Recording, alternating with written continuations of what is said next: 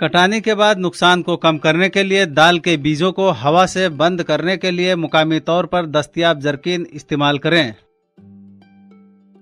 इस बसरी मवाद में हम वजाहत करेंगे कि कटाई के बाद जखीरा करने के दौरान दालों को कीड़ों के नुकसान से कैसे बचाया जाए।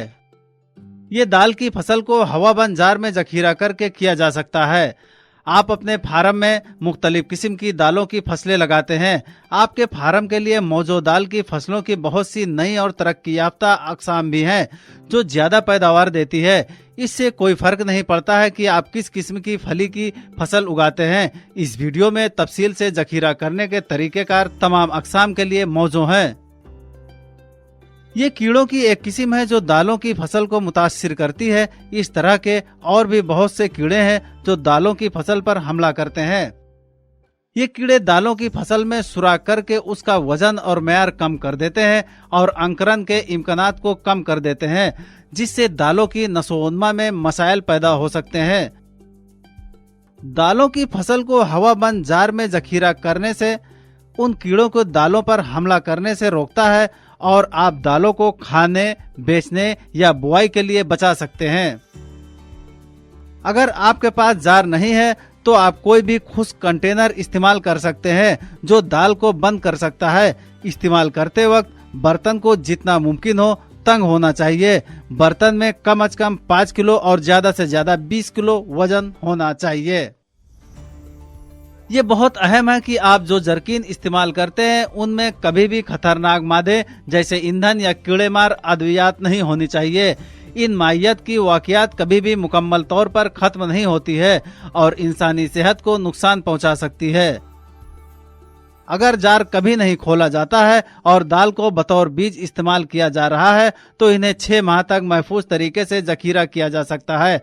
अगर आप इसे उससे ज्यादा देर तक जखीरा करते हैं तो अंकुरण के इम्कानात कम होते हैं।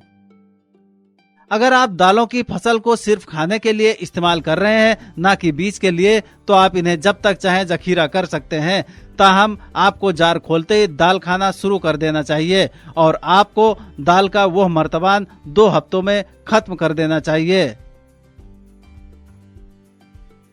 दालों की फसल को हवाबंद जार में जखीरा करने से पहले दर्ज झेल नुकात पर तवज्जो दें।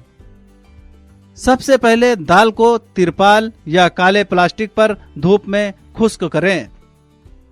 उसके बाद एहतियात से दालों की मंसूबा बंदी करें और मुतासिरा दालों को अलग करें।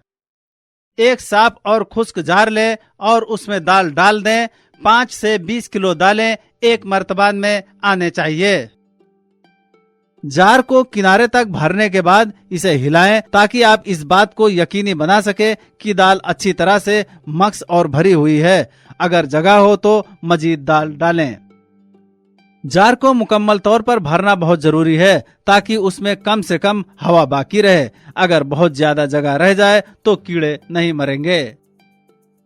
इस बात को यकीनी बनाने के बाद कि दाल अच्छी तरह से भरी हुई है, जार के मुंह को नरम प्लास्टिक से ढांपें और इस बात को यकीनी बनाएं कि प्लास्टिक में कोई सुराख न हो। इजाफी एहतियात के लिए प्लास्टिक को 2 तहों में जोड़ दें।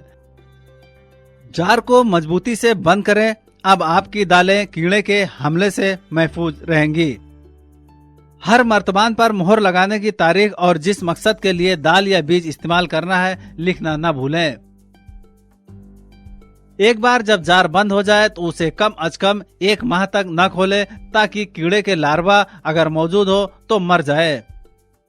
ये बहुत जरूरी है कि जार को उस वक्त तक न खोले जब तक कि आपको दाल लगाने, खाने या बेचने के लिए इसकी जरूरत न हो। अगर आप जार को खोलेंगे तो हवा जार में दाखिल हो जाएगी और कीड़े दोबारा बन जाएंगे। याद रखें, अगर दाल खाने के लिए है तो आप इन्हें जितनी देर चाहें बर्तन में रख सकते हैं। यहाँ तक कि अगर आप दाल को बीज के तौर पर इस्तेमाल करने का इरादा रखते हैं तो इन्हें 6 माह से ज्यादा किसी जार में न रखें। इस तरीके को इस्तेमाल करके आप अपनी दालों को कटाई के बाद कीड़े के नुकसान से बचा सकते हैं। इसका मतलब है कि आप और आपके खानदान को खाने के लिए ज्यादा दालें मिलती है। अच्छी मेयार की दालें मार्केट में ऊंची कीमतें हासिल करेंगी। और म्यारी दाल का बीज जो अच्छी फसल पैदा कर सके।